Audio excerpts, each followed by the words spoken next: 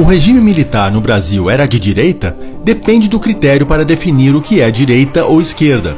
Durante a Guerra Fria, o critério era econômico. Países de esquerda eram aqueles de economia socialista, países de direita seguiam uma economia capitalista. Parece simples. O problema é que a maioria dos países tinha e ainda tem uma economia mista, nem capitalista nem socialista.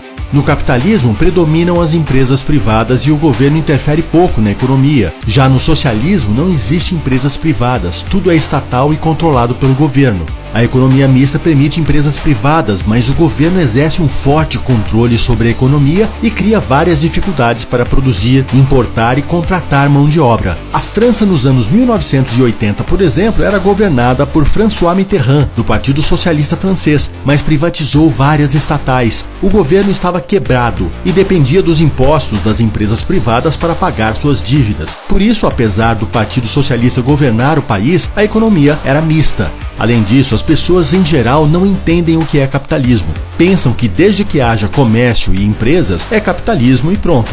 Se fosse assim, o sistema já existiria antes de Cristo. Mas nem Karl Marx, que via uma conspiração capitalista em tudo, defendia isso. Para ele, a supressão da pequena propriedade familiar na agricultura foi o passo inicial para a criação de relações capitalistas. Expropriado, o camponês se converteu em vendedor de sua força de trabalho. Em 1776 começou a se desenhar a grande passagem do mercantilismo para o capitalismo liberal e a democracia constitucional. O capitalismo pressupõe que o Estado não deve interferir em assuntos privados, seja na vida privada, seja nas empresas privadas. Por isso, a privatização é considerada uma pauta da direita e a estatização da esquerda. Na União Soviética, por exemplo, todas as empresas eram estatais. O regime militar no Brasil foi o período em que mais se criou estatais na nossa história. As empresas privadas podiam atuar, mas havia muitos regulamentos e uma forte burocracia. Portanto, a economia do regime militar não era capitalista, era mista. Os empresários eram proibidos de entrar em diversos setores da economia, como o de energias. O serviço de telefonia, por exemplo, também era monopólio do Estado. A Telebrás era a única empresa do setor, não havia concorrentes. Quem quisesse um telefone precisava se inscrever em uma lista do governo.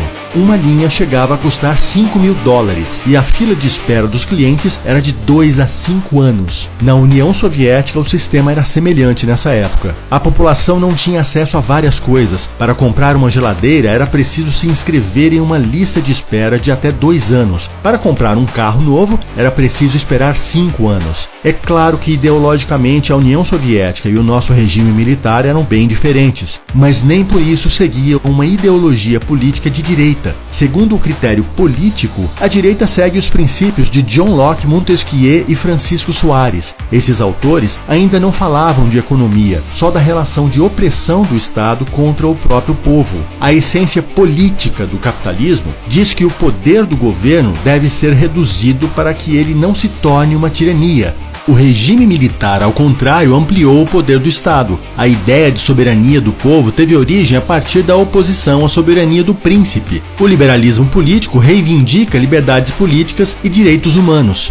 O liberalismo político, que é base filosófica da direita, defende que o governo não pode impedir a liberdade de expressão, nem prender ou usar a violência contra adversários políticos. E sabemos que o regime militar censurou, prendeu, torturou e matou inimigos políticos. O governante também não pode ter mais poder que o legislativo, ou seja, fechar o Congresso é contrário aos princípios da direita. Apesar disso, virou consenso no Brasil, principalmente na imprensa, dizer que pedir o fechamento do Congresso é coisa da direita. A intenção é associar a direita ao que existe de pior na política: ditaduras, tiranias e falta de liberdade. Mas em filosofia política não existe essa direita. Esse rótulo do regime militar como direita foi criado pela própria esquerda durante a ditadura e se baseia em um raciocínio bastante primário. Se nós somos de esquerda, nosso inimigo obrigatoriamente é de direita. Mas a realidade é mais complexa. Os militares não eram intelectuais que seguiam esta ou ou àquela corrente política, econômica ou filosófica.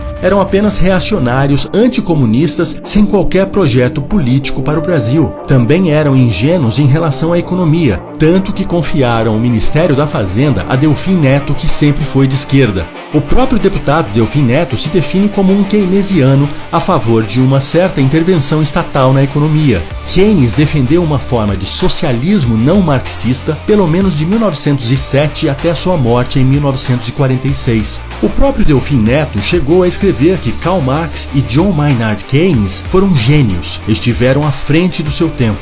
Devemos reverenciá-los porque foi subindo em seus ombros que enxergamos mais longe. É claro que isso não faz do regime militar um governo de esquerda, mas chamá-lo de direita é desconhecer completamente a história do pensamento político. Existe uma direita política que é histórica e tem suas origens intelectuais, e existe uma direita genérica que é só um cesto de lixo onde a esquerda joga tudo aquilo que não gosta.